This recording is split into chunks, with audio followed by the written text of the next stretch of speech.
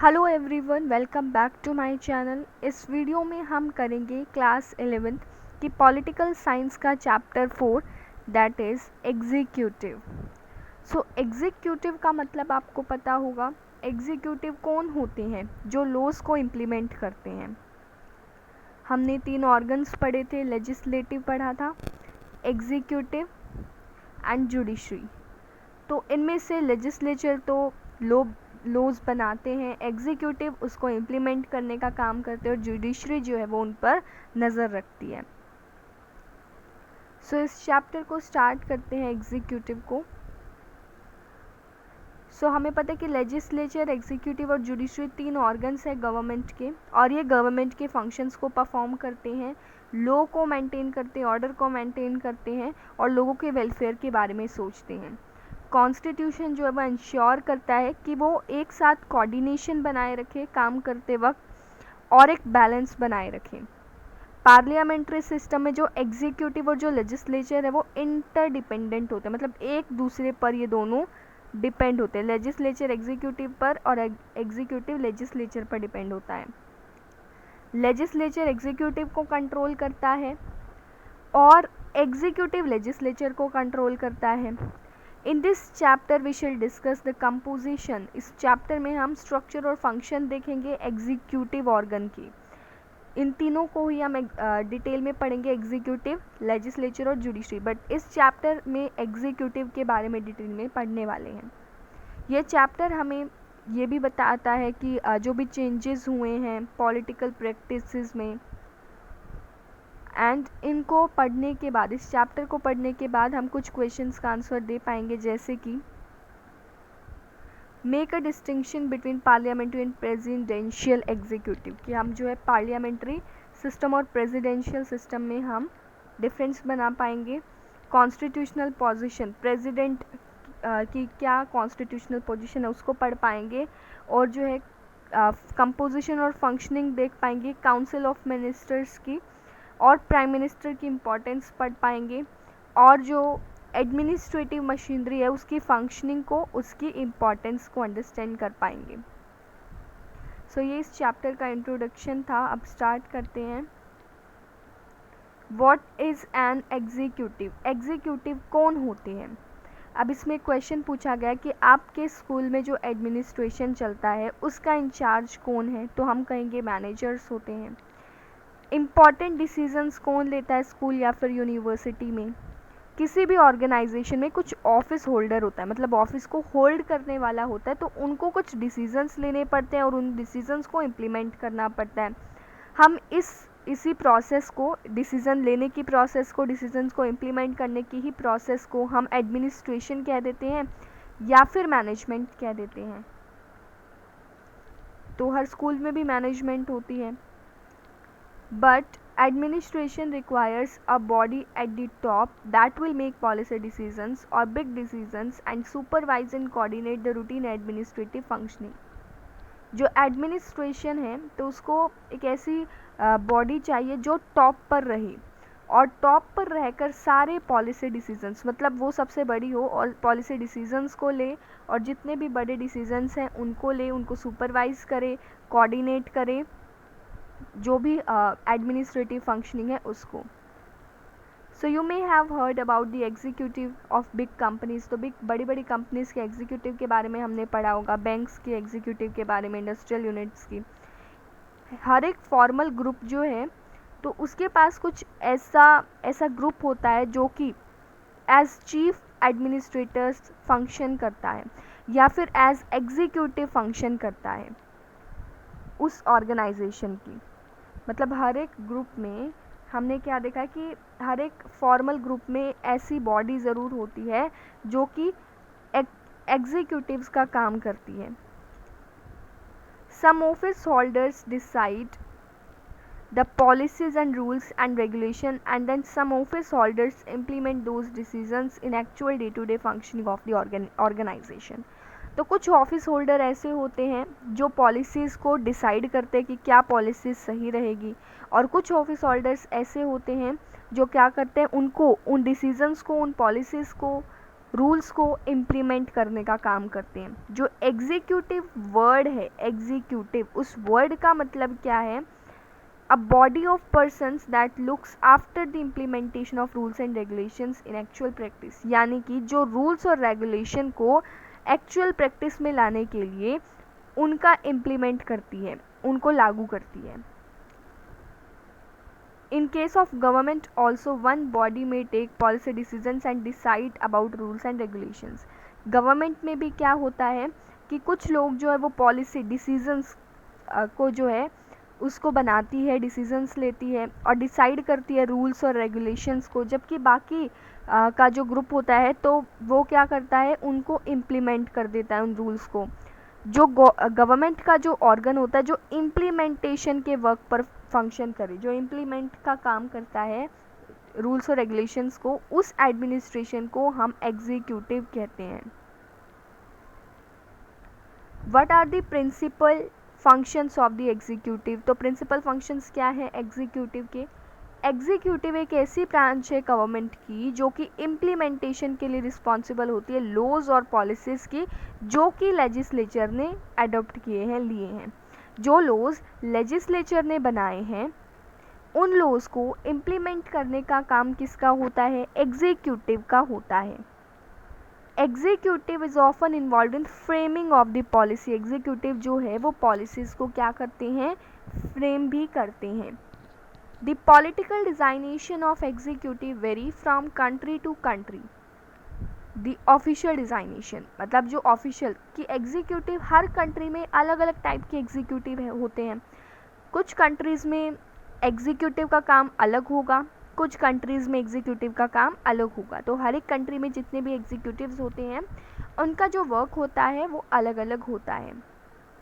Some countries have presidents while other have chancellors, कि कुछ countries में तो प्रेसिडेंट्स होते हैं और कुछ में चांसलर्स होते हैं। एग्जीक्यूटिव जो है, एग्जीक्यूटिव ब्रांच जो है, ठीक है, that is not just about president. वो सिर्फ प्रेसिडेंट, प्राइम मिनिस्टर या मिनिस्टर्स के बारे में नहीं है, मतलब इनके बारे में तो है ही, प्रेसिडेंट, प्राइम मिनिस्टर, मिनिस्टर्स के बारे में तो है ही, लेकिन इसमें कहा गया कि सिर्फ इनके बारे में नहीं है, बल्कि इसमें और भी चीज़ें हैं, जैसे कि सिविल सर्वेंट्स। तो सिविल सर्वेंट्स जो हमारे आईएएस ऑफिसर्स होते हैं, आईपीएस ऑफिसर्स होते हैं, आईआरएस, आईएफएस, तो ये सारे जो सिविल सर्वेंट्स होते हैं तो ये भी एग्जीक्यूटिव ही कहे जाते हैं। इनको भी हम क्या कहेंगे? एग्जीक्यूटिव कहेंगे, क्योंकि हमारे आईएएस ऑफिसर्स क्या करते हैं, जो भी मिनिस्टर्स जिनको भी पॉलिसीज़ बनानी होती हैं, तो जो हमारे आईएएस ऑफिसर्स होते हैं वो उनको क्या करते हैं? इम्प्लीमेंट करते हैं, right. While the heads of government and their ministers saddled with the overall responsibility of government policy are together known as the political executive. जबकि जो गवर्नमेंट के हेड होते हैं, उनके मिनिस्टर्स होते हैं, जिनके ऊपर गवर्नमेंट की पॉलिसी की पूरी ओवरऑल रिस्पॉन्सिबिलिटी होती है, उन सभी को मिला के पॉलिटिकल एग्जीक्यूटिव कहा जाता है। जो कि डे टू डे एडमिनिस्ट्रेशन में इन्वॉल्व होते हैं उनको परमानेंट एग्जीक्यूटिव कहते हैं। पॉलिटिकल एग्जीक्यूटिव जैसे हमने पहले भी पढ़ा है, पॉलिटिकल और परमानेंट एग्जीक्यूटिव में क्या डिफरेंसेस होते हैं। देखो, पॉलिटिकल एग्जीक्यूटिव सिंपल लैंग्वेज में क्या कहेंगे, जो हमारे मिनिस्टर्स होते हैं, ठीक है, उनको हम पॉलिटिकल एग्जीक्यूटिव कहेंगे। मिनिस्टर्स क्या है? मिनिस्टर्स तो भाई बदलते रहते हैं, ठीक है, ऐसा नहीं होगा कि हर बार एक ही मिनिस्टर है और वही मिनिस्टर बनेगा, ऐसा तो नहीं होगा। हर बार अलग अलग मिनिस्टर्स बन सकते हैं। अगर लोगों को ज़्यादा पसंद आया तो हो सकता है 2-3 बार वो मिनिस्टर फिर से बन जाए, बट ऐसा नहीं होता कि वो परमानेंट हो जाए। लेकिन अगर हम सिविल सर्वेंट्स की बात करें तो वो परमानेंट एग्जीक्यूटिव में आते हैं, क्योंकि उनकी जो ड्यूटी होती है वो परमानेंट होती है, वो परमानेंटली फिक्स किए जाते हैं। Okay, what are the different types of executives? तो इसमें हम क्या पढ़ेंगे, अलग अलग टाइप के एग्जीक्यूटिव कौन कौन से होते हैं। तो हर कंट्री में सेम टाइप के एग्जीक्यूटिव तो होंगे नहीं, ऑब्वियस सी बात है। सो आपने यूएसए के प्रेसिडेंट के बारे में पढ़ा होगा, इंग्लैंड की क्वीन के बारे में पढ़ा होगा। जो पावर्स और फंक्शन, ऐसा तो नहीं है कि जो यूएसए के जो पावर्स और यूएसए के जो प्रेसिडेंट हैं उनकी जो पावर्स और फंक्शंस हैं वो हमारे इंडिया के प्रेसिडेंट की पावर्स और फंक्शन से सिमिलर होंगे, ऐसा तो नहीं हो सकता। तो दोनों की पावर्स डिफरेंट होंगे, दोनों के फंक्शंस डिफरेंट होंगे। Similarly the powers of queen of England are different from the powers of king of Bhutan. ऐसे अगर हम बात करें, इंग्लैंड की क्वीन की पावर्स अलग होंगी, भूटान के किंग की पावर्स अलग होंगी। दोनों ही इंडिया और फ्रांस के पास प्राइम मिनिस्टर्स हैं, लेकिन उनके जो रोल हैं वो डिफरेंट है, सेम रोल्स नहीं हो सकते। ऐसा क्यों है? इस क्वेश्चन का आंसर देने के लिए हम एग्जीक्यूटिव, अलग अलग कंट्रीज़ जो हैं उनके एग्जीक्यूटिव्स के नेचर के बारे में देखते हैं, मतलब क्या क्या उनके फंक्शंस होते हैं। सो यूएसए के पास अगर हम देखें तो प्रेसिडेंशियल सिस्टम है, और एग्जीक्यूटिव पावर जो है वो प्रेसिडेंट के हाथ में होते हैं। देखिए, सबसे पहले तो हम समझ लेते हैं कि प्रेसिडेंशियल सिस्टम और पार्लियामेंट्री सिस्टम क्या होता है, उसके बाद हम इस टॉपिक पर आएंगे। देखिए, this is types of executive system based on principles of collective leadership and system based on individual leadership. इसमें कुछ ग्रुप्स होते हैं तो उनकी इकट्ठी लीडरशिप होती है, इसमें एक ही लीडर बनता है, ठीक है। अब देखो, अगर हम जिसमें बात करें कलेक्टिव लीडरशिप की अगर बात करें तो पार्लियामेंट्री और सेमी प्रेसिडेंशियल सिस्टम आ जाता है, लेकिन अगर हम इंडिविजुअल लीडरशिप की बात करें जिसमें एक ही इंसान रूल करेगा, that is known as presidential system, उसमें प्रेसिडेंशियल सिस्टम आ जाता है। ओके, सो पार्लियामेंट्री सिस्टम क्या होता है, जिसमें हेड ऑफ गवर्नमेंट जो है प्राइम मिनिस्टर, देखो हमने कहा कि हमारे इंडिया में पार्लियामेंट्री सिस्टम है, राइट। तो हेड ऑफ गवर्नमेंट कौन है? प्राइम मिनिस्टर ही है। प्राइम मिनिस्टर जो है, he is the leader of the majority party in legislature, यानी कि जो लेजिस्लेचर होती है हमारी, जो पार्लियामेंट होती है, उसमें जो भी मेजॉरिटी, जिस भी लीडर की मेजॉरिटी होती है उसे ही prime minister, as a prime minister उसे नियुक्त किया जाता है। Okay, he is accountable to the legislature, वो लेजिस्लेचर से अकाउंटेबल होगा। And the head of state में भी, स्टेट का हेड दोनों हो सकता है, देखो मोनार्क भी हो सकती है, प्रेसिडेंट भी हो सकता है, ठीक है। हमारे इंडिया में हेड ऑफ स्टेट कौन है? प्रेसिडेंट है, राइट, मोनार्क नहीं है। मोनार्क में कॉन्स्टिट्यूशनल मोनार्की आ जाती है, प्रेसिडेंट में पार्लियामेंट्री रिपब्लिक आ जाता है। ओके, अब हमारे पास है semi presidential system. Semi presidential system में क्या होता है, प्रेसिडेंट जो होता है has the president as the head of state, president state of head होता है। सेम हमने यहाँ पर पढ़ा था कि द हेड ऑफ स्टेट में बी द प्रेसिडेंट भी हो सकता है, और प्रेसिडेंट भी हो सकता है, मोनार्क भी हो सकता है। अब देखो, प्राइम मिनिस्टर जो है वो हेड ऑफ गवर्नमेंट होता है। PM and his council are responsible to the legislature, prime minister और जो काउंसिल होगी उसकी, तो वो लेजिस्लेचर से रिस्पॉन्सिबल होगी, ठीक है। तो इसमें का अब देखो डिफरेंस क्या दिखा हमें, दोनों में सेम ही चीज़ दिखी कि हेड ऑफ गवर्नमेंट इसमें भी सेम है, head of government parliamentary system में भी हेड ऑफ गवर्नमेंट सेम है, इसमें भी हेड ऑफ गवर्नमेंट सेम है। लेकिन इसमें हेड ऑफ स्टेट जो है ना वो दोनों हो सकती है, हमारी मोनार्की भी हो सकती है और हमारे प्रेसिडेंट भी हो सकते हैं। बट अगर हम सेमी प्रेसिडेंशियल सिस्टम की बात करें तो इसमें नाम से पता चल गया semi presidential system, right, president का भी नाम आ जाता है। तो इसमें प्रेसिडेंट ही स्टेट का हेड होगा, सिर्फ प्रेसिडेंट ही स्टेट का हेड माना जाएगा। सो ये डिफरेंस आ जाता है इसमें। अब है प्रेसिडेंशियल में, प्रेसिडेंशियल नाम से पता चल रहा है जिसमें सिर्फ प्रेसिडेंट ही हो, मतलब प्रेसिडेंट ही हेड ऑफ स्टेट हो, प्रेसिडेंट ही हेड ऑफ गवर्नमेंट हो। प्रेसिडेंट को अब डायरेक्टली इलेक्ट किया जाता है, जैसे हमारे इंडिया में तो डायरेक्टली इलेक्ट नहीं किया जाता है प्राइम मिनिस्टर प्रेसिडेंट को, उसके बारे में भी हम आगे पढ़ेंगे। अब यहाँ पर जो है डायरेक्टली इलेक्ट किया जाता है, जैसे हम वोट डालते हैं ना, यहाँ पे सीएम वगैरह को वोट डालते हैं, उसी टाइप से जहाँ पर प्रेसिडेंशियल सिस्टम होता है तो वहाँ पर प्रेसिडेंट को डायरेक्टली वोट डाली जाती है, ठीक है। He is accountable to the legislature. Okay, अब उस पार्ट को कवर करते हैं। अब आई होप आपको अच्छे से समझ आ जाएगा। यूएसए के पास प्रेसिडेंशियल सिस्टम है, हमें पता है यूएसए के पास क्या है, प्रेसिडेंशियल सिस्टम है, ठीक है। अब वहाँ के प्रेसिडेंट कौन है? बाइडन है, ठीक है। And executive powers are in hands of the president, और सारी पावर्स प्रेसिडेंट के ही हाथ में होती है, क्योंकि हेड ऑफ गवर्नमेंट भी प्रेसिडेंट, हेड ऑफ स्टेट भी प्रेसिडेंट। ओके, कनाडा के पास पार्लियामेंट्री डेमोक्रेसी है, ठीक है, जिसमें कॉन्स्टिट्यूशनल मोनार्की है। पार्लियामेंट्री हमने पढ़ा था, पार्लियामेंट्री सिस्टम में क्या होता है कि हेड ऑफ गवर्नमेंट तो हमारा जो है प्राइम मिनिस्टर ही होता है, बट हेड ऑफ स्टेट हमारी मोनार्की भी हो सकती है और हेड ऑफ स्टेट प्रेसिडेंट भी हो सकता है। यहाँ पर हेड ऑफ स्टेट कौन है, मोनार्की है, ठीक है। Queen Elizabeth II formal chief है स्टेट की। Prime minister head of government है। फ्रांस की बात करें तो वहाँ पर प्रेसिडेंट और प्राइम मिनिस्टर दोनों ही, मतलब सेमी प्रेसिडेंशियल सिस्टम का ये पार्ट हो गया। President as the head of state, prime minister as the head of government. The president appoints the prime minister as well as the ministers but cannot dismiss as they are responsible to the parliament. president जो है वहाँ पर कहाँ की बात कर रहे हैं हम, हम यहाँ पर किसकी बात कर रहे हैं, फ्रांस की बात कर रहे हैं। तो फ्रांस में क्या है कि जो प्रेसिडेंट है वो प्राइम मिनिस्टर को अपॉइंट करता है, मिनिस्टर्स को भी अपॉइंट करता है, लेकिन वो उनको डिसमिस नहीं कर सकता, वो प्रेसिडेंट उनको हटा नहीं सकता है, क्योंकि ये जो रिस्पॉन्सिबिलिटी होती है वो पार्लियामेंट के हाथ में होती है। जापान के पास भी क्या है, पार्लियामेंट्री सिस्टम है, ठीक है। एम्परर हेड ऑफ स्टेट है, prime minister head of government है। इटली के पास पार्लियामेंट्री सिस्टम है। जो प्रेसिडेंट है वो फॉर्मल हेड ऑफ स्टेट है, मतलब फॉर्मल का मतलब होता है नॉमिनल, नाम मात्र। प्राइम मिनिस्टर जो होता है वो हेड ऑफ गवर्नमेंट होता है, okay. And Russia has a semi presidential system. Russia के पास सेमी प्रेसिडेंशियल सिस्टम है, जहाँ पर प्रेसिडेंट हेड ऑफ स्टेट होता है, प्राइम मिनिस्टर जो कि प्रेसिडेंट के द्वारा ये अपॉइंट किया जाता है वो हेड ऑफ गवर्नमेंट होता है।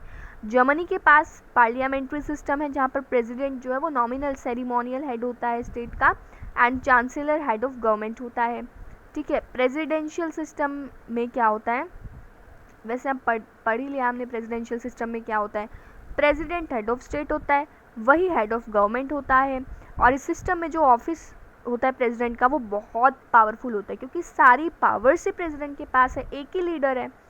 But in theory and practice countries with such a system, both theory and practice, okay, countries with such a system include United states, Brazil and most nation in Latin America. Brazil, United states and Latin America, ठीक है, ये सारे।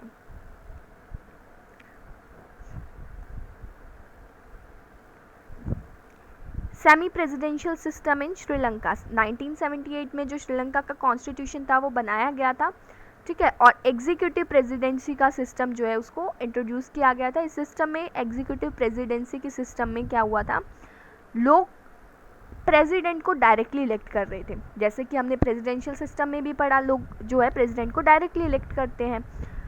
तो अब ये president और prime minister दोनों के साथ भी हो सकता था कि वो या तो सेम पॉलिटिकल पार्टी से बिलोंग करे या डिफरेंट पॉलिटिकल पार्टी से बिलोंग करे, डिपेंड करता था टाइम पर। प्रेसिडेंट के पास बहुत सारी पावर्स होती थी कॉन्स्टिट्यूशन के अंडर, एंड जो प्रेसिडेंट था वो प्राइम मिनिस्टर को चूज़ करता था उस पार्टी से जिस पार्टी में पार्लियामेंट में मेजॉरिटी हो, ठीक है। मिनिस्टर्स जो है वो पार्लियामेंट के मेंबर्स होने चाहिए, और जो प्रेसिडेंट है उसके पास पावर है कि वो प्राइम मिनिस्टर को रिमूव कर सकता है या फिर मिनिस्टर्स को रिमूव कर सकता है। Apart from being the elected head of state and the commander in chief of the arm forces, the president is also head of government. अब प्रेसिडेंट के पास ही सारी पावर्स हैं कि प्रेसिडेंट जो है हेड ऑफ स्टेट भी होता है, कमांडर इन चीफ भी है श्रीलंका में आर्म्ड फोर्सेस का, एंड जो प्रेसिडेंट है वो हेड ऑफ गवर्नमेंट भी है, ओके। और ये 6 इयर्स के लिए, इसको 6 इयर्स के टर्म के लिए इसको इलेक्ट किया जाता है, जैसे हमारे इंडिया में 5 इयर्स के लिए इलेक्ट किया जाता है। 5 इयर्स जब कंप्लीट हो जाते हैं तो फिर से इलेक्शंस होती हैं। प्रेसिडेंट जो है वो ऐसे जब तक कोई रिजोल्यूशन पास ना हो ना पार्लियामेंट में, जिसमें 2/3 तो मेजॉरिटी होनी ही चाहिए, total number of members of parliament, ठीक है। मतलब जैसे पार्लियामेंट है, ठीक है, इस पार्लियामेंट में मान लो 4 लोग हैं। अब 4 लोगों में से 3 लोग तो कह रहे हैं कि भाई प्राइम मिनिस्टर को हटा दो, ठीक है, एंड एक कह रहा है कि भाई नहीं हटाओ। अब सुनी किसकी जाएगी, मेजॉरिटी की सुनी जाएगी। तो जो हमारे प्राइम मिनिस्टर हैं या उनको या फिर प्रेसिडेंट है उनको हटाया जा सकता है, ठीक है। वैसे प्राइम मिनिस्टर को तो प्रेसिडेंट ही हटा सकता है, यहाँ पर प्रेसिडेंट की बात हो रही है। प्रेसिडेंट को एक रिजोल्यूशन से ही रिमूव किया जाता है। अगर ये पास हो गया नोट लेस देन, मतलब 1/2 से कम नंबर नहीं है, और जो स्पीकर है वो सेटिस्फाई है, ठीक है, स्पीकर जो है वो सुप्रीम कोर्ट में इस मैटर को भी लेके जा सकता है। How is the position of the president and the prime minister in Sri Lanka different from India? India से कैसे डिफरेंट है भाई? हमने देख लिया बहुत तरीक़ों से डिफरेंट है। यहाँ पर तो prime minister head of government होता है हमारे इंडिया में, बट वहाँ पर प्रेसिडेंट ही हेड ऑफ स्टेट था, प्रेसिडेंट ही हेड ऑफ गवर्नमेंट था, उसको डायरेक्टली इलेक्ट किया जाता था। बट हमारे इंडिया में जो प्राइम मिनिस्टर और प्रेसिडेंट के जो इलेक्शन है वो इनडायरेक्टली हेल्ड होते हैं। Okay, compare this role of Supreme Court in the impeachment of the President of India and Sri Lanka. In parliamentary system, the Prime Minister is the head of government. हमें पता है कि parliamentary system में क्या होता है, Prime Minister head of government होता है। हमारे इंडिया में भी यही सिस्टम फॉलो किया जाता है। ज़्यादातर पार्लियामेंट्री सिस्टम्स में क्या होता है, या तो प्रेसिडेंट होता है या मोनार्क होता है, जो कि नॉमिनल हेड होता है स्टेट का, यानी कि नाम मात्र। ऐसे सिस्टम में जो प्रेसिडेंट का रोल है या फिर जो मोनार्क का रोल है वो सेरिमोनियल होता है, मतलब नॉमिनल होता है। और जो प्राइम मिनिस्टर है ना, कैबिनेट प्राइम मिनिस्टर है कैबिनेट के साथ, उनमें बहुत ज़्यादा पावर होती है। प्राइम मिनिस्टर के पास काफ़ी ज़्यादा पावर होती है as compare to president parliamentary system में। अब ऐसे सिस्टम में जो कंट्रीज़ हैं वो है Germany, Italy, Japan, United Kingdom as well as Portugal, और हमारा इंडिया भी है। A semi presidential system has both president and prime minister. दोनों सेमी प्रेसिडेंशियल में दोनों प्रेसिडेंट और प्राइम मिनिस्टर होते हैं, लेकिन पार्लियामेंट्री सिस्टम की तरह नहीं होते। मतलब प्रेसिडेंट जो है वो डे टू डे पावर्स में इन्वॉल्व हो सकते हैं। ऐसे सिस्टम में ये पॉसिबल हो जाता है कि कभी कभी जो प्रेसिडेंट और जो प्राइम मिनिस्टर हैं वो सेम पार्टी से भी बिलोंग कर सकते हैं, या फिर दो डिफरेंट पार्टी से भी बिलोंग कर सकते हैं, और अपोज भी हो सकते हैं, अलग अलग भी हो सकते हैं। कंट्रीज़ जहाँ पर ऐसा सिस्टम है वो है France, Russia, Sri Lanka etcetera. Parliamentary executive in India. When the Constitution of India was written, जब हमारे इंडिया का कॉन्स्टिट्यूशन लिखा गया था तो इंडिया ने पहले से ही एक्सपीरियंस कर लिया था पार्लियामेंट्री सिस्टम को under the act of 1919 and 1935. This experience had shown that in the parliamentary system the executive can be effectively controlled by the representative of the people. अब ये जो एक्सपीरियंस है वो क्या दिखाता है, क्या शो करता है कि पार्लियामेंट्री सिस्टम में जो एग्जीक्यूटिव है उसको कंट्रोल किया जा सकता है रिप्रेजेंटेटिव के द्वारा, लोगों के रिप्रेजेंटेटिव्स के द्वारा। Okay, the makers of the Indian constitution, जो कॉन्स्टिट्यूशन बनाने वाले थे वो क्या चाहते थे, ये इंश्योर करना चाहते थे कि गवर्नमेंट जो है ना वो सेंसिटिव हो पब्लिक की एक्सपेक्टेशंस को लेकर, ठीक है, और रिस्पॉन्सिबल भी हो एंड अकाउंटेबल भी हो। जो बाकी अल्टरनेटिव थे पार्लियामेंट्री एग्जीक्यूटिव के वो ये थे, वो प्रेसिडेंशियल फॉर्म ऑफ गवर्नमेंट थी। मतलब हम प्रेसिडेंशियल फॉर्म ऑफ गवर्नमेंट को भी अडेप्ट कर सकते थे, लेकिन जो प्रेसिडेंशियल एग्जीक्यूटिव है ना वो ज़्यादा एम्फेसिस प्रेसिडेंट पर ही डालते हैं, वही चीफ एग्जीक्यूटिव होता है, सारी पावर एग्जीक्यूटिव उसी के पास होती है।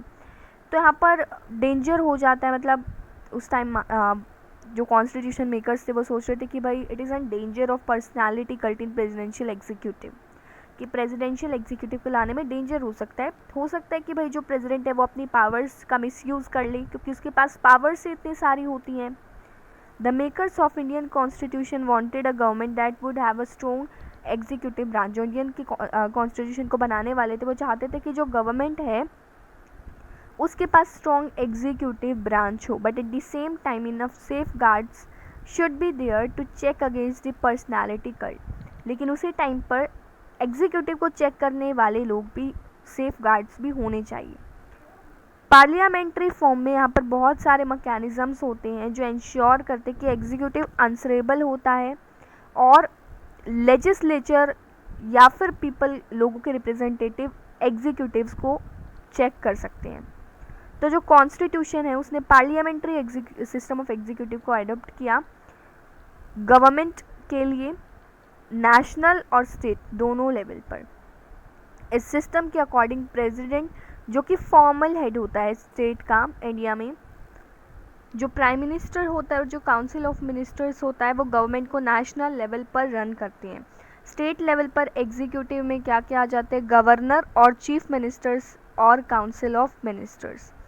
जो इंडिया का कॉन्स्टिट्यूशन है उसमें एग्जीक्यूटिव पावर जो है ना वो प्रेसिडेंट के पास एग्जीक्यूटिव पावर कम होती है। इन रियलिटी प्रेसिडेंट जो है इन पावर्स को एक्सरसाइज करता है काउंसिल ऑफ मिनिस्टर्स के द्वारा। काउंसिल ऑफ मिनिस्टर्स के द्वारा ही प्रेसिडेंट अपनी पावर्स को एक्सरसाइज कर सकता है। और जो काउंसिल ऑफ मिनिस्टर्स हैं उसको प्राइम मिनिस्टर चूज़ करते हैं। जो प्रेसिडेंट है, president is elected for a term of 5 years.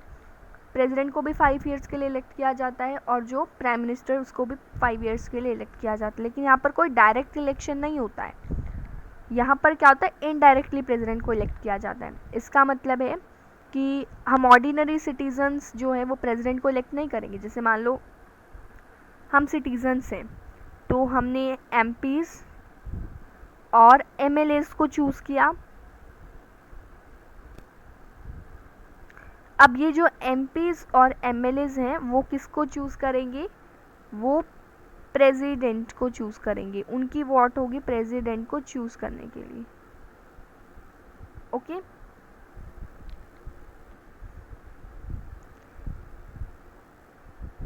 This election takes place in accordance with the principle of proportional representation with a single transferable vote। तो इसमें भी vote की जाती है, एमपीज़ एमएलएस की वोट करते हैं और तब प्रेसिडेंट को चूज़ किया जाता है। प्रेसिडेंट को रिमूव किया जा सकता है सिर्फ पार्लियामेंट के द्वारा, संसद भवन के द्वारा ही प्रेसिडेंट को रिमूव किया जा सकता है इम्पीचमेंट का प्रोसेस फॉलो करने में। ये जो प्रोसीजर्स है तो इसमें स्पेशल मेजॉरिटी चाहिए होती है, ठीक है, पार्लियामेंट में। And the only ground for impeachment is violation of the constitution. अब इम्पीचमेंट के प्रोसेस से सिर्फ वायोलेशन ही होता है। यहाँ पर कुछ आर्टिकल्स दिए गए हैं, powers and position of the president. तो यहाँ पर बताया गया है कि आर्टिकल 74 के फर्स्ट पार्ट में क्या लिखा है कि there shall be council of ministers होनी चाहिए प्राइम मिनिस्टर के साथ, ताकि वो प्रेसिडेंट को एडवाइस कर सके कैसे अपने फंक्शंस को एक्सरसाइज करना है। Provided that the president may require the council of minister to reconsider such advice. अब प्रेसिडेंट को अगर कुछ एडवाइस देनी है, ठीक है, रिकंसिडर करनी है, तो वो काउंसिल ऑफ मिनिस्टर्स की परमिशन चाहिएगी, ठीक है। उसके बाद है we have already seen that president is formal head of government. हमें पता है कि प्रेसिडेंट फॉर्मल हेड होता है गवर्नमेंट का। फॉर्मल सेंस में प्रेसिडेंट जो है the president has wide ranging, president के पास क्या होते हैं executive, legislative and judicial and emergency powers. तो ये सारी पावर्स जो हैं वो हमारे प्रेसिडेंट के पास होती हैं। पार्लियामेंट्री सिस्टम में जो पावर्स हैं वो प्रेसिडेंट के द्वारा यूज़ की जाती है सिर्फ और सिर्फ काउंसिल ऑफ मिनिस्टर्स की एडवाइस पर। यानी कि जब तक प्रेसिडेंट काउंसिल ऑफ मिनिस्टर्स की एडवाइस नहीं लेगा वो इन पावर्स को यूज़ नहीं कर सकता है पार्लियामेंट्री सिस्टम में। The prime minister and the council of ministers have support of the majority in Lok Sabha and they are real executive. अब लोकसभा, आपको पता है लोकसभा को डायरेक्टली इलेक्ट किया जाता है लोगों के द्वारा, ठीक है। तो अब लोकसभा में प्राइम मिनिस्टर को चूज़ किया जाता है, काउंसिल ऑफ मिनिस्टर्स को चूज़ किया जाता है, तो उनके पास उनको रियल एग्जीक्यूटिव कहा जाता है क्योंकि उनकी सपोर्ट, मेजॉरिटी का सपोर्ट मिलता है उनको। और ज़्यादातर केसेस में जो प्रेसिडेंट होता है उसको काउंसिल ऑफ मिनिस्टर्स की एडवाइस को फॉलो करना पड़ता है। उसके बाद है discretionary powers of the president. On the basis of the above discussion, can we infer that the president has no discretionary powers under any circumstances? तो क्या प्रेसिडेंट के पास डिस्क्रिशनरी पावर्स होती ही नहीं है? तो एक इनकरेक्ट स्टेटमेंट हो सकती है।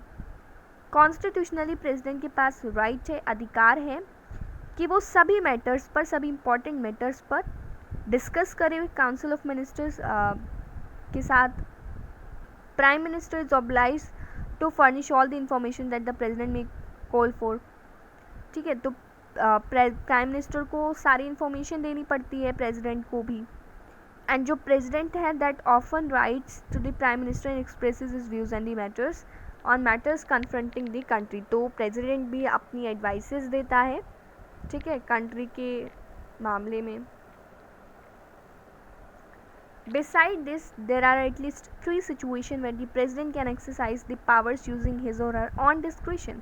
अपने खुद के दम पर प्रेसिडेंट जो है वो 3 सिचुएशंस ऐसी है जिसमें वो खुद पावर को एन्जॉय कर सकता है। फर्स्ट प्लेस में हमने पहले से नोट कर लिया, प्रेसिडेंट जो है वो एडवाइस काउंसिल ऑफ मिनिस्टर्स की जो एडवाइस है उसको रिकन्सिडर कर सकता है, वापस भेज सकता है, काउंसिल ऑफ मिनिस्टर्स को रिकन्सिडर करने के लिए बोल सकता है।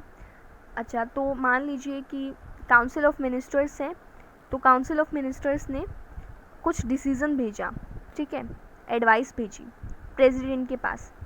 प्रेसिडेंट को वो एडवाइस अच्छी नहीं लगी, उसने वापस काउंसिल ऑफ मिनिस्टर्स को भेज दिया रिकन्सिडर करने के लिए इस डिसीज़न को। इसको करने में प्रेसिडेंट जो है वो खुद के डिस्क्रिशन पर एक्ट करता है। When the president thinks that the advice has certain flaws or legal litany or that it is not best interest of the country, the president can ask the council to reconsider the decision। अगर president को लगता है कि ये जो decision है वो अच्छा नहीं है, कंट्री के लिए अच्छा नहीं है, तो वो वापस काउंसिल को बोल सकता है कि वो इस डिसीज़न को रिकन्सिडर कर ले। Although council can still send back the same advice and the president would then be bound by the advice, and such a request by the president to reconsider the decision would naturally carry a lot of weight। So this is one way in which the president can act in his own discretion। कि council of ministers ने क्या किया, president को कुछ decision भेजा, president को अच्छा नहीं लगा, उसने वापस भेज दिया। फिर काउंसिल ऑफ मिनिस्टर्स ने फिर से प्रेसिडेंट के पास वो डिसीजन भेज दिया।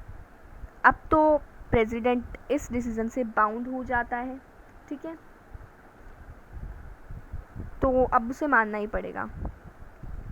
सेकेंडली क्या है कि प्रेसिडेंट के पास वीटो पावर भी होती है, जिसमें क्या कर सकता है, रेफ्यूज़ कर सकता है किसी भी बिल को असेंट देने के लिए, मनी बिल को भी, जो कि पार्लियामेंट के द्वारा पास किया जाता है। तो देखो, हर एक बिल जो है ना वो पार्लियामेंट ही पास करती है, संसद भवन ही पास करती है, वो प्रेसिडेंट के पास जाता है, ठीक है, क्योंकि प्रेसिडेंट का भी असेंट लेना होता है। लॉ बनने से पहले वो प्रेसिडेंट के पास जाता है। प्रेसिडेंट जो है वो बिल को वापस से रिकन्सिडर करने के लिए भेज सकता है पार्लियामेंट के पास। जो वीटो पावर होती है वो लिमिटेड होती है। अगर जो पार्लियामेंट है वो उस बिल को वापस भेज देती है प्रेसिडेंट के पास, तो प्रेसिडेंट को उस बिल को असेंट देना ही पड़ेगा। लेकिन यहाँ पर कोई मेंशन नहीं है कॉन्स्टिट्यूशन में कि वीटो पावर जो है, मतलब टाइम लिमिट क्या है जिसमें प्रेसिडेंट जो है वो रिकन्सिडरेशन के लिए भेज सकता है बिल को। इसका मतलब है कि जो प्रेसिडेंट है वो उस बिल को पेंडिंग रख सकता है अपने पास बिना किसी टाइम लिमिट के। अब ये प्रेसिडेंट को एक इनफॉर्मल पावर दे देता है वीटो पावर को एक इफेक्टिव मैनर में यूज़ करने के लिए, ठीक है। इसको कभी कभी पॉकेट वीटो भी कहा जाता है। अब देखो, समझो, देखो फॉर एग्जाम्पल ये हमारी पार्लियामेंट है, ठीक है, पार्लियामेंट है। इस पार्लियामेंट ने प्रेसिडेंट को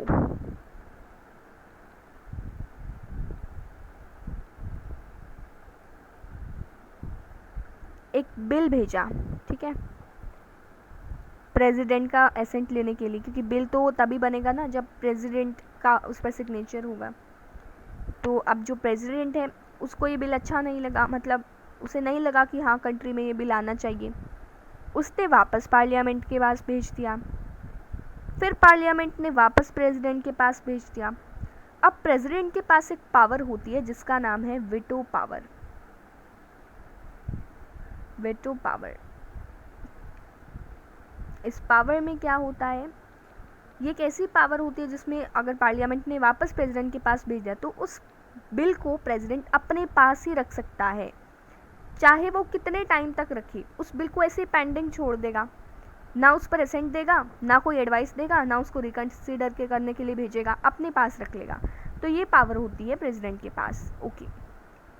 सो थर्ड पावर क्या है?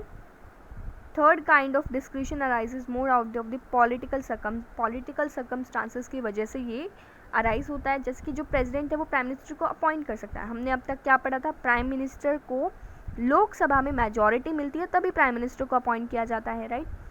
तो प्रेसिडेंट जो है वो प्राइम मिनिस्टर को कैसे अपॉइंट कर सकता है, कब अपॉइंट कर सकता है? तो पार्लियामेंट्री सिस्टम में एक लीडर जिसको लोकसभा में मेजॉरिटी मिलती है उसको prime minister as a prime minister उसको अपॉइंट कर लिया जाता है। तो डिस्क्रिशन का क्वेश्चन अराइज ही नहीं होता। लेकिन इमेजिन करो ऐसी सिचुएशन जब कोई भी लीडर के पास क्लियर मेजॉरिटी ही नहीं है लोकसभा में। इमेजिन करो दैट काफ़ी अटम्प्ट्स के बाद, ठीक है, अलाइंसेस भी फॉर्म करे, 2 या 3 लीडर्स जो हैं वो क्लेम कर रहे हैं कि उनके पास सपोर्ट है मेजॉरिटी का हाउस में। अब प्रेसिडेंट को ही डिसाइड करना पड़ता है कि कौन प्राइम मिनिस्टर बनेगा, किसके पास ऐसी पावर है, कौन लीडरशिप की क्वालिटी रखता है। ऐसी सिचुएशन में प्रेसिडेंट जो है वो खुद से जज कर सकता है कि किसके पास रियलिटी में सपोर्ट ऑफ मेजॉरिटी है, कौन गवर्नमेंट को चला सकता है। Since 1989, major political changes have considerably increased the importance of presidential office. In 4 parliamentary election 1989 से 1998 में जो पार्लियामेंट्री इलेक्शंस हुए थे तो वहाँ पर किसी भी सिंगल पार्टी के पास जो है मेजॉरिटी नहीं थी लोकसभा में। तो ऐसी जो सिचुएशन थी उसमें प्रेसिडेंट का इन्वॉल्व होना ज़रूरी था, right? In order to constitute government or to grant a request for the dissolution of Lok Sabha by Prime Minister who could not prove majority in the House. It may thus be said that presidential discretion is related to political condition. तो presidential discretion जो है वो political condition पर base करता है। अगर लोकसभा में clear majority मिल जाती है तो प्रेसिडेंट जो है उसको कोई ज़रूरत नहीं होती कि वो प्राइम मिनिस्टर को अपॉइंट करे। बट अगर नहीं मिल पाती है मेजॉरिटी तो फिर इस सिचुएशन में प्रेसिडेंट को प्राइम मिनिस्टर को अपॉइंट करना ही पड़ता है। There is a greater scope for presidential assertiveness when government are not stable and coalition occupy power. For the most part, the president is formal power holder and a ceremonial head of the nation. हमें पता है nominal head होता है, ceremonial head होता है, formal power होती है president के पास। तो आप देख सकते हो कि हमें president की ज़रूरत ही क्यों है, ठीक है? तो पार्लियामेंट्री सिस्टम में काउंसिल ऑफ मिनिस्टर जो हैं वो लेजिस्लेचर पर डिपेंड करते हैं कि लेजिस्लेचर में जितनी मेजॉरिटी मिलेगी फिर काउंसिल ऑफ मिनिस्टर्स बनेगी। इसका मतलब है काउंसिल ऑफ मिनिस्टर्स जो हैं वो किसी भी टाइम उसको रिमूव किया जा सकता है, ठीक है? काउंसिल ऑफ मिनिस्टर्स को किसी भी टाइम रिमूव किया जा सकता है। ऐसी सिचुएशन में एक हेड ऑफ स्टेट होना तो ज़रूरी है जिसकी फिक्स्ड टर्म हो, ठीक है, जो प्राइम मिनिस्टर को भी अपॉइंट कर सकता हो, जिसके पास पावर हो प्राइम मिनिस्टर को अपॉइंट करने की, जो पूरी कंट्री को सिम्बॉलिकली रिप्रेजेंट कर सके। तो यही रोल होता है प्रेसिडेंट का ऑर्डिनरी सर्कमस्टांसेस में। जब किसी भी पार्टी के पास क्लियर मेजॉरिटी नहीं होती तो प्रेसिडेंट क्या करता है, उसके पास रिस्पॉन्सिबिलिटी होती है प्राइम मिनिस्टर को अपॉइंट करने की ताकि वो कंट्री को रन कर सके, ठीक है? तो हमने पढ़ा कि पार्लियामेंट जो है प्रेसिडेंट की ज़रूरत ही क्यों होती है। अगर प्रेसिडेंट को सिर्फ नॉमिनल हेड ही कहा जाता है, नाम मात्र हेड ही कहा जाता है स्टेट का, इसलिए होती है क्योंकि काउंसिल ऑफ मिनिस्टर्स को मान लो अगर हटाया जाने लगा, ठीक है, लेजिस्लेचर ने सोचा कि वो काउंसिल ऑफ मिनिस्टर्स को अगर लेजिस्लेचर हटाना चाहे किसी वजह से तो क्या होगा कि हेड ऑफ स्टेट तो चाहिए, तो इसलिए फिक्स टर्म के लिए प्रेसिडेंट अपॉइंट किया जाता है 5 ईयर्स के लिए। तो वो जो प्रेसिडेंट है वो उस प्लेस पर काम करता है, ठीक है? और बाकी तो हमें 3 पावर्स पता ही चली। प्रेसिडेंट जो है वो प्राइम मिनिस्टर को भी अपॉइंट कर सकता है किसी भी सिचुएशन, ऐसी सिचुएशन आ जाती है तब, ठीक है? नेक्स्ट है prime minister and the council of ministers. Prime minister and council of ministers. तो इस टॉपिक में हम प्राइम मिनिस्टर और काउंसिल ऑफ मिनिस्टर्स के बारे में पढ़ेंगे। यहाँ पर एक कार्टून दिया गया है जिसमें कहा गया है कि जो प्राइम मिनिस्टर है उसके बिना काउंसिल ऑफ मिनिस्टर हो ही नहीं सकती है। ये कार्टून दिखाता है कि कैसे prime minister council of ministers को लीड करता है। No discussion of government or politics in India would normally take place without mentioning one office. कि कोई भी डिस्कशन गवर्नमेंट का हो ही नहीं सकता है, कोई भी पॉलिटिक्स का जो भी डिस्कशन है वो हो ही नहीं सकता है एक ऑफिस के बिना, जिसका क्या नाम है, प्राइम मिनिस्टर ऑफ इंडिया, मतलब प्राइम मिनिस्टर के बिना कोई भी डिस्कशन हो ही नहीं सकता है। ऐसा क्यों है? हमने पहले ही देख लिया कि प्रेसिडेंट जो है वो सिर्फ पावर्स को काउंसिल ऑफ मिनिस्टर्स के एडवाइस पर ही एक्सरसाइज करता है। काउंसिल ऑफ मिनिस्टर्स जो है वो प्राइम मिनिस्टर के द्वारा अपॉइंट की जाती है, और जो प्राइम मिनिस्टर है वो काउंसिल ऑफ मिनिस्टर्स का हेड होता है। तो इसलिए जो प्राइम मिनिस्टर है वो गवर्नमेंट में एक इम्पॉर्टेंट रोल प्ले करता है, एक इम्पॉर्टेंट फंक्शन है।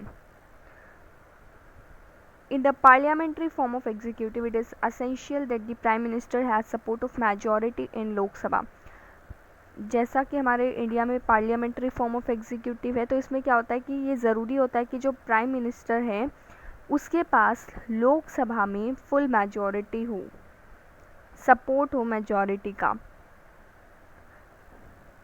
This support by the majority also makes the prime minister very powerful. अब ये जो सपोर्ट होता है लोकसभा में, जो सपोर्ट होता है प्राइम मिनिस्टर के लिए मेजॉरिटी का, यही क्या है, प्राइम मिनिस्टर को पावरफुल बना देता है। The moment this support of majority is loose, the prime minister loses the office. जब जो प्राइम मिनिस्टर है वो लोकसभा में जो मेजॉरिटी है वो उसको लॉस्ट कर जाता है, मतलब उसे मेजॉरिटी नहीं मिलती है, तो प्राइम मिनिस्टर भी जो है ऑफिस को लूज़ कर जाता है।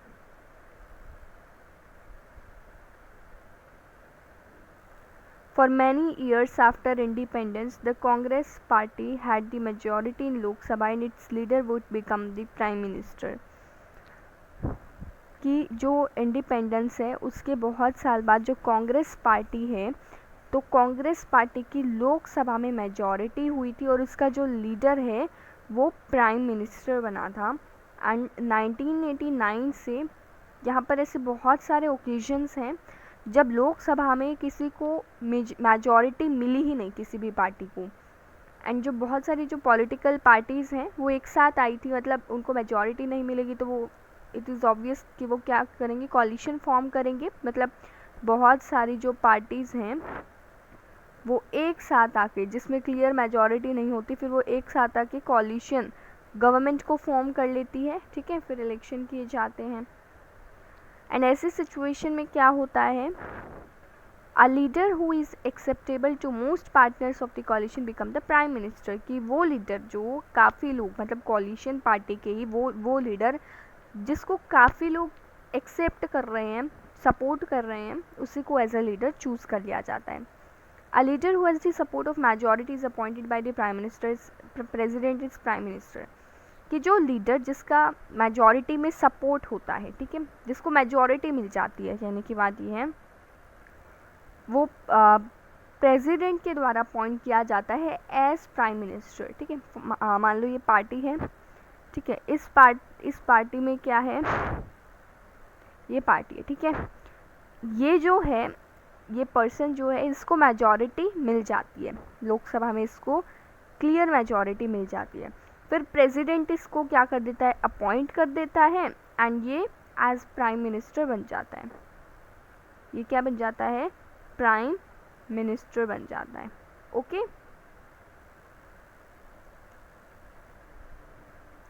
The prime minister then decides, prime minister बाद में क्या डिसाइड करता है, who will be the ministers in the council of ministers. की कौन काउंसिल ऑफ मिनिस्टर में मिनिस्टर बनेगा, ठीक है, मतलब काउंसिल ऑफ मिनिस्टर्स के जो मिनिस्टर्स हैं वो कौन लोग होंगे। Prime minister allocates ranks and portfolios to ministers. की जो प्राइम मिनिस्टर है वही रैंक देता है, पोर्टफोलियोज देता है मिनिस्टर्स को। Depending upon the seniority and political importance the prime minister are given ranks of cabinet minister. कि पॉलिटिकल इम्पोर्टेंस पर बेस्ड होकर, सीनियरिटी पर बेस्ड होकर जो मिनिस्टर्स होते हैं, ठीक है, उनको रैंक्स दी जाती है, कैबिनेट मिनिस्टर की, मिनिस्टर ऑफ स्टेट की, डेप्यूटी मिनिस्टर की। अच्छा, एग्जाम्पल से समझते हैं, जैसे कि हम यूपीएससी के बारे में जानते हैं, सिविल सर्विसेज के बारे में जानते हैं, इनमें क्या होता है कि इनको भी एक रैंक दी जाती है। जैसे किसी को आईएएस बना दिया जाता है, किसी को आईपीएस बना दिया जाता है, किसी को आईएफएस एज आईएफएस चूज़ कर लिया जाता है, ठीक है, आईआरएस। तो उसी टाइप से क्या है, यहाँ पर भी रैंक्स दी जाती है, ठीक है। कोई कैबिनेट मिनिस्टर के रूप में, किसी को मिनिस्टर ऑफ स्टेट के रूप में एंड किसी को डेप्यूटी मिनिस्टर में। ओके, इसी टाइप से chief ministers of state chooses ministers from their own party और कॉलिशन, कि इसी टाइप से जो चीफ मिनिस्टर्स होते हैं ना स्टेट के, यानी कि जो सीएम होते हैं स्टेट के, वो मिनिस्टर्स को चूज़ करते हैं अपनी खुद की पार्टी से, ठीक है, या फिर कॉलिशन से, जो कॉलिशन फॉर्म अगर उन्होंने किया हो तो। Prime minister and all the ministers have to be members of the parliament, कि जो प्राइम मिनिस्टर हैं और सभी जो मिनिस्टर्स हैं उनको पार्लियामेंट का पार्ट होना पड़ता है। If someone becomes a prime minister, if someone becomes a minister और द प्राइम मिनिस्टर, अगर कोई भी मिनिस्टर बन जाता है या फिर प्राइम मिनिस्टर बन जाता है बिना एमपी बने, ठीक है, तो क्या होता है, ऐसे जो पर्सन है ना उनको इलेक्ट होना पड़ता है पार्लियामेंट में 6 मंथ्स में। Such a person has to get elected to the parliament within 6 months, उसे 6 मंथ्स में पार्लियामेंट में इलेक्ट होना पड़ता है, ठीक है। जो मेंबर ऑफ पार्लियामेंट, एमपी मतलब मेंबर ऑफ पार्लियामेंट, ठीक है, तो जो मेंबर ऑफ पार्लियामेंट बने बिना ही क्या हो जाते हैं, प्राइम मिनिस्टर बन जाते हैं या फिर कोई भी मिनिस्टर बन जाते हैं, तो उनको 6 मंथ्स के लिए ऐसे पर्सन को पार्लियामेंट में इलेक्ट किया जाता है। ओके, सो यहाँ पर है size of council of ministers, कितना साइज होना चाहिए। तो 91st अमेंडमेंट एक्ट से पहले की बात है, 2003 से पहले की, जो काउंसिल ऑफ मिनिस्टर्स का साइज था ना, that was determined according to the exigencies of time and requirement of the situation.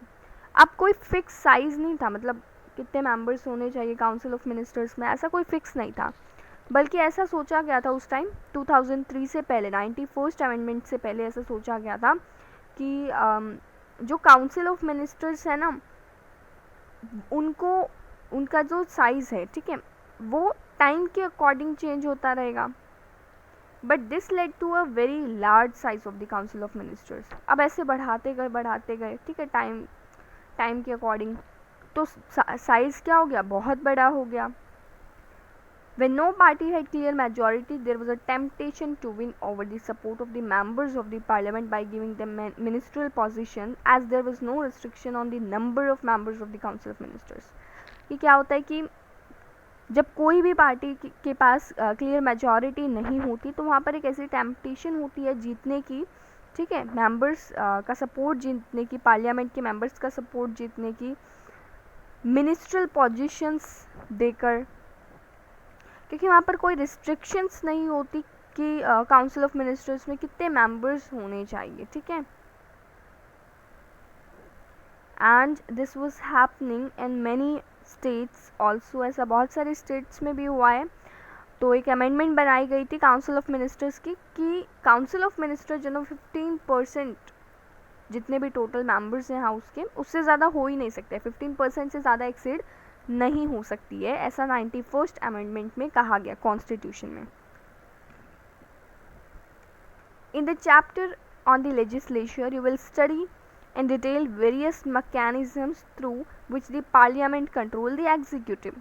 तो आगे जो चैप्टर है उसमें हम पढ़ेंगे कि कैसे जो पार्लियामेंट है वो कैसे एग्जीक्यूटिव्स को कंट्रोल करती है।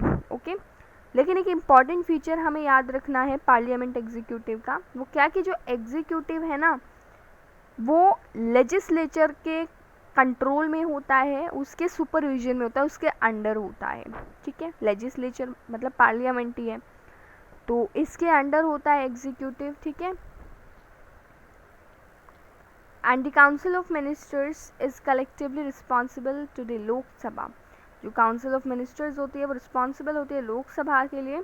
And this provisions means that a ministry which losses confidence, कि ऐसा जो प्रोविज़न है उसका मतलब क्या है कि अगर कोई भी मिनिस्ट्री जो है वो कॉन्फिडेंस नहीं जीत पाती है लोकसभा का, उसे रिज़ाइन करना पड़ता है। मतलब अगर मान लो उसने कुछ लोकसभा ने उसको कोई सपोर्ट ही नहीं किया, ठीक है, तो उसे रिज़ाइन करना पड़ेगा। The principle indicate that ministry is an executive committee of parliament and it collectively governs on behalf of the parliament. कि जो प्रिंसिपल है, सिद्धांत है, क्या इंडिकेट करता है कि जो मिनिस्ट्री है ना वो एग्जीक्यूटिव कमेटी है पार्लियामेंट की, जो कि पार्लियामेंट के बिहाफ पर गवर्न करती है, एक साथ गवर्न करती है, ठीक है। Collective responsibility is based on the principle of solidarity of the cabinet. जो कलेक्टिव रिस्पॉन्सिबिलिटी है तो वो सॉलिडरिटी ऑफ कैबिनेट के प्रिंसिपल पर बेस्ड है, okay. It implies that a vote of no confidence even against a single minister leads to the resignation of the entire council of ministers। ठीक है, क्या होगा कि अगर कोई भी सिंगल मिनिस्टर है, ठीक है, उसने कोई भी गलत काम किया है, मान लो गवर्नमेंट के पैसों का उसने अपने लिए पर्सनल यूज़ कर लिया है, ठीक है, ऐसा कुछ होता है, तो क्या होता है, कोई भी एक मिनिस्टर काउंसिल ऑफ मिनिस्टर्स का अगर उसने ऐसा किया है तो उसे पूरी काउंसिल ऑफ मिनिस्टर्स को रेजिग्नेशन देना ही पड़ता है अपने काम से। It also indicates that if a minister does not agree with the policy or decision of the cabinet, he or she must either accept the decision or resign। कि अगर कोई भी मिनिस्टर है तो वो काउंसिल जो कैबिनेट है, ठीक है, उसके कोई डिसीजन है, कोई पॉलिसी है, उसको एग्री नहीं कर रहा है, तो उसको क्या करना पड़ेगा, उसको रिज़ाइन करना पड़ेगा। या तो उस डिसीजन को एक्सेप्ट करो या फिर रिज़ाइन करो, दो ही चॉइस है। तो ऑब्वियस सी बात है, वो रिज़ाइन क्यों करेगा, उसे एक्सेप्ट ही करना पड़ेगा। It is binding on all ministers to pursue और agree to a policy for which there is collective responsibility. कि सभी मिनिस्टर्स पर ये बाइंडिंग होती है, ठीक है, उन पर ये दबाव होता है कि वो क्या करे, परस्यू करे, एग्री करे किसी भी पॉलिसी पर जिस पर कलेक्टिव रिस्पॉन्सिबिलिटी हो। इंडिया में जो प्राइम मिनिस्टर है वो प्री एमिनेंट प्लेस जो है वो गवर्नमेंट में एंजॉय करता है।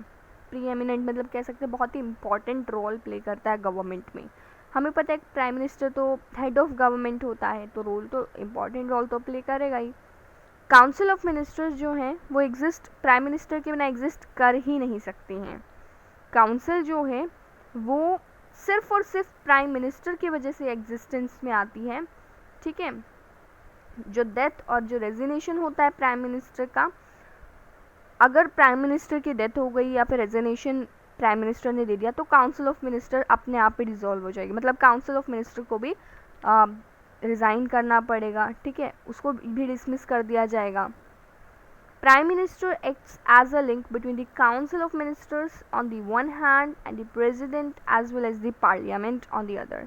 काउंसिल ऑफ मिनिस्टर्स जो हैं वो प्रेसिडेंट और पार्लियामेंट, ठीक है, काउंसिल ऑफ मिनिस्टर्स, ठीक है, क्या है कि जो प्राइम मिनिस्टर है वो काउंसिल ऑफ मिनिस्टर्स और प्रेसिडेंट और पार्लियामेंट, ठीक है, काउंसिल ऑफ मिनिस्टर्स और प्रेसिडेंट और पार्लियामेंट, ठीक है, प्रेसिडेंट और पार्लियामेंट, तो इन दोनों के बीच में, ठीक है, वैसे तो ये तीन हैं तो इसको एक कैटेगरी में रखा गया, इसको एक कैटेगरी में रखा गया, और इन दोनों के बीच में जो है वो प्राइम मिनिस्टर है, ठीक है, एक लिंक बनाए रखता है। It is this role of prime minister which led Pandit Nehru to describe him as linchpin of government, ठीक है, कि ये प्राइम मिनिस्टर का रोल था जिसने पंडित नेहरू को क्या डिस्क्राइब किया, एज लिंचपिन ऑफ गवर्नमेंट उसने कहा। तो ये कॉन्स्टिट्यूशनल ऑब्लिगेशन होती है प्राइम मिनिस्टर के लिए कि वो प्रेसिडेंट से सभी डिसीजंस के बारे में, जो भी काउंसिल ऑफ मिनिस्टर के जो भी डिसीजन है या फिर यूनियन जो कंट्री से जुड़े जो भी डिसीजंस हैं उनसे प्रेसिडेंट से भी कम्युनिकेट करे इन डिसीजंस के बारे में। प्राइम मिनिस्टर सभी क्रूशियल जो भी इम्पोर्टेंट डिसीजंस होते हैं गवर्नमेंट के उसमें इन्वॉल्व होते हैं और डिसाइड करते हैं गवर्नमेंट की पॉलिसीज़। तो जो भी प्राइम मिनिस्टर के पास जो पावर होती है वो बहुत सारे तरीके से फ्लो करती है, जैसे कि क्या क्या पावर्स है, काउंसिल ऑफ मिनिस्टर्स के ऊपर कंट्रोल है, लोकसभा की लीडरशिप है, ब्यूरोक्रेटिक मशीन पर कमांड है, access to media, projection personalities during election, projection as national leader during international summitry, foreign visits, तो सभी में प्राइम मिनिस्टर का रोल होता है। जो पावर है, the power which the prime minister wields and actually puts into use depends upon the prevailing political conditions। कि जो प्राइम मिनिस्टर के पास जो पावर है, जो प्राइम मिनिस्टर यूज़ करता है जिसको, तो वो पॉलिटिकल कंडीशन पर डिपेंड करती है।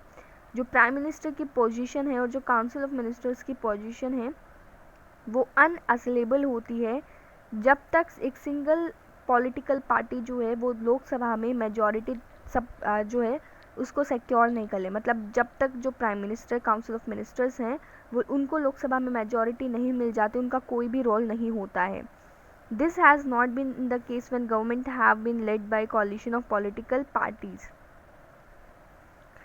तो 1989 से क्या हुआ था, हमने बहुत सारे कोलिशन ऑफ गवर्नमेंट जो है इंडिया में बनाए थे और इनमें से बहुत सारे जो गवर्नमेंट थे तो वो पावर में नहीं रही लोकसभा में फुल टर्म के लिए, मतलब 5 ईयर्स के लिए वो उनको पावर नहीं मिली बहुत सारे गवर्नमेंट्स को, एंड उनको रिमूव कर दिया गया, उनको रिज़ाइन देना पड़ा क्योंकि उनके पास मेजॉरिटी ही नहीं थी लोकसभा में। ये जो डेवलपमेंट्स हैं इन्होंने पार्लियामेंट्री एग्जीक्यूटिव की जो वर्किंग है उसको इफेक्ट किया है। In the first place, this development have resulted in a growing discretionary role of the president in the selection of prime minister. एक तरफ तो जो डेवलपमेंट है इससे प्रेसिडेंट को भी पावर मिल रही है, डिस्क्रिशनरी पावर मिल रही है, डिस्क्रिशनरी रोल मिल रहा है कि वो प्राइम मिनिस्टर को भी अपॉइंट कर सकता है। सेकेंडली जो कॉलिशनल नेचर है, यानी कि जो बहुत सारी जो पार्टीज़ है वो जब उनको मेजॉरिटी नहीं मिलती है तो वो कॉलिशन फॉर्म कर लेती है। तो ये जो है कॉलिशनल नेचर जो इंडियन पॉलिटिक्स का has necessitated much more consultation between political parties leading erosion of prime ministerial authority। इससे क्या हो गया कि बहुत ज़्यादा कंसल्ट करना पड़ता है, पॉलिटिकल पार्टनर्स को कंसल्ट करना पड़ता है, उसी के बाद उसको चूज़ किया जा सकता है कॉलिशन को भी। Thirdly, it has also brought restrictions on various prerogatives of the prime minister like choosing the ministers, deciding their ranks and portfolios. अब थर्ड क्या है कि जो डेवलपमेंट्स है इसने रेस्ट्रिक्शंस भी जो है वो भी रेस्ट्रिक्शंस भी है प्राइम मिनिस्टर पर कुछ, जैसे कि प्राइम मिनिस्टर जो है वो मिनिस्टर्स को चूज़ नहीं कर सकता, उनकी रैंक्स डिसाइड नहीं करता, portfolios. Fourthly, even the policies and programmes of the government can not be decided by the prime minister alone, की जो पॉलिसीज और प्रोग्राम्स है गवर्नमेंट की वो सिर्फ प्राइम मिनिस्टर खुद से अकेले ही जो है उनको डिसाइड नहीं कर सकता। Political parties of different ideologies come together both as pre poll and post poll allies to form a government, की जो पॉलिटिकल पार्टीज़ है वो अलग अलग आइडियोलॉजीज़ की जो पॉलिटिकल पार्टीज़ है वो एक साथ आती है pre poll as and post poll दोनों ही तरीके से गवर्नमेंट को फॉर्म करने के लिए। पॉलिसीज़ जो है वो फॉर्म की जाती है बहुत सारी नेगोशिएशंस के बाद, डिस्कशंस के बाद, कॉम्प्रोमाइज़ के बाद, and in this entire process जो प्राइम मिनिस्टर है उसे has to act more as a negotiator than as a leader of the government. उसे as a leader of government उस टाइम वो काम नहीं करता, as a negotiator, as a debater या फिर कह सकते हैं डिस्कशन वो ज़्यादा करता है। At the state level similar parliamentary executive exist, state level पर भी इसी टाइप की पार्लियामेंट्री एग्जीक्यूटिव एग्जिस्ट करती है जिसमें बहुत सारी वेरिएशंस होती हैं। जो सबसे इम्पॉर्टेंट वेरिएशन है वो ये है कि जो स्टेट का गवर्नर होता है प्रेसिडेंट के द्वारा अपॉइंट किया जाता है जो सेंट्रल गवर्नमेंट है उसकी एडवाइस पर। जो चीफ मिनिस्टर है like the prime minister is the leader of the majority party in the assembly, जो प्राइम मिनिस्टर है वो उसे मेजॉरिटी पार्टी का लीडर होता है असेंबली में। जो गवर्नर है उसके पास ज़्यादा डिस्क्रिशनरी पावर्स होती हैं। जो मेन प्रिंसिपल है पार्लियामेंट्री सिस्टम का वो स्टेट लेवल पर भी है। अब पढ़ते हैं पार्लियामेंट्री परमानेंट एग्जीक्यूटिव के बारे में जो है ब्यूरोक्रेसी। तो ब्यूरोक्रेट्स कौन होते हैं, ब्यूरोक्रेसी में कौन आते हैं, सिविल सर्वेंट्स, जो भी यूपीएससी में जो भी एग्ज़ाम होता है तो वो सारे इसमें आते हैं। Who implements the decision of ministers, की जो मिनिस्टर्स का डिसीजन है उनको इम्प्लीमेंट कौन करता है। जो एग्जीक्यूटिव ऑर्गन है गवर्नमेंट का उसमें प्राइम मिनिस्टर आता है, मिनिस्टर आते हैं और एक लार्ज ऑर्गेनाइजेशन आती है जिसको ब्यूरोक्रेसी कहते हैं या फिर एडमिनिस्ट्रेटिव मशीनरी कहते हैं। इस डिफरेंस को अब देखने के लिए मशीनरी और मिलिट्री सर्विस में ठीक है, इस डिफरेंस को क्या कहते हैं, सिविल सर्विसेज कहते हैं।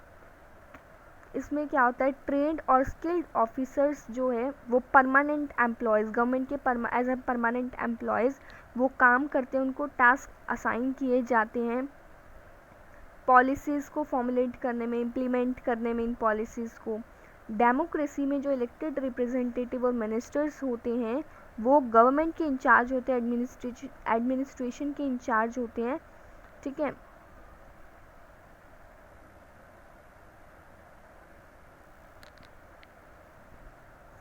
जो इलेक्टेड रिप्रेजेंटेटिव और जो मिनिस्टर्स होते हैं वो गवर्नमेंट के इंचार्ज होते हैं, और जो एडमिनिस्ट्रेशन होता है वो उन्हीं के अंडर होता है, उन्हीं के सुपरविजन में होता है।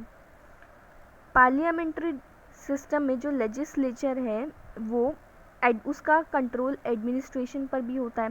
जो एडमिनिस्ट्रेटिव ऑफिसर्स हैं can not act in violation of policies adopted by the legislature, तो वो कोई भी वायलेशन क्रिएट नहीं कर सकते जो भी लेजिस्लेचर ने जो भी पॉलिसीज़ को अडॉप्ट किया है।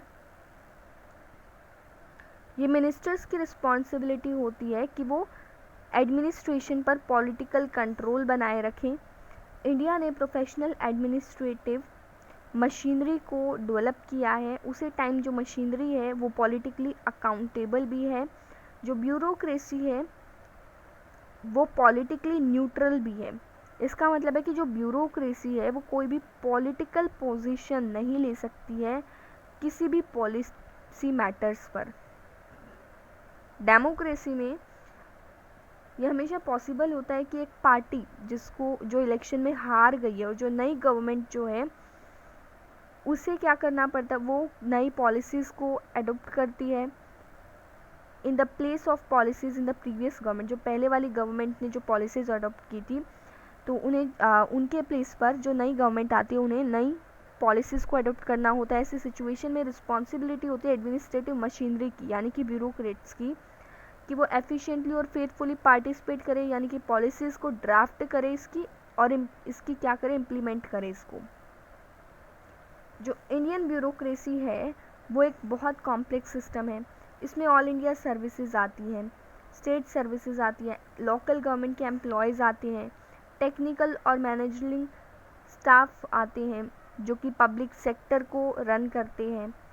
जो हमारे कॉन्स्टिट्यूशन मेकर्स थे तो ये जो इम्पोर्टेंस थी नॉन पार्टीशन की और प्रोफेशनल ब्यूरोक्रेसी की, इससे वो पहले ही अवेयर थे, इस बारे में उनको पहले ही पता था। वो भी चाहते थे कि वो सिविल सर्विसेज के या फिर ब्यूरोक्रेसी के मेंबर्स बने, ठीक है, जो कि मेरिट के बेसिस पर उनको सिलेक्ट किया जाता है। Union public